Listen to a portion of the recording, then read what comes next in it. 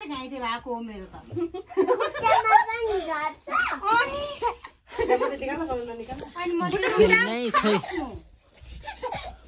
नारु रहेछ के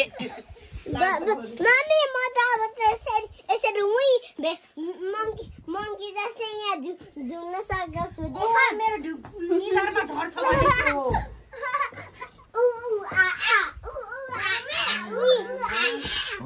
ठाउँ परेको पुछर झुन्डाउनु पर्यो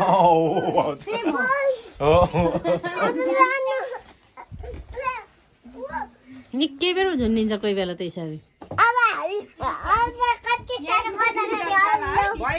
सन्तान त खतरा खतरा छ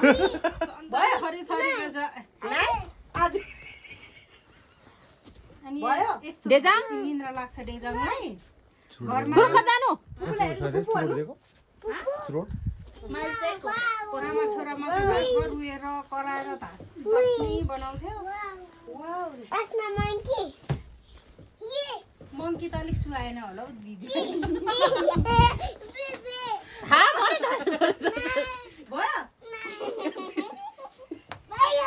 अनुहार त के घोप्टे घोप्टे गर्छ हेर्नु न सिधा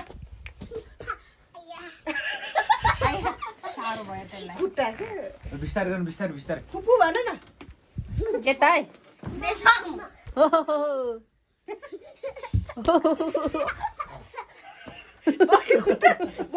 भयो क्या भयो त्यो अघि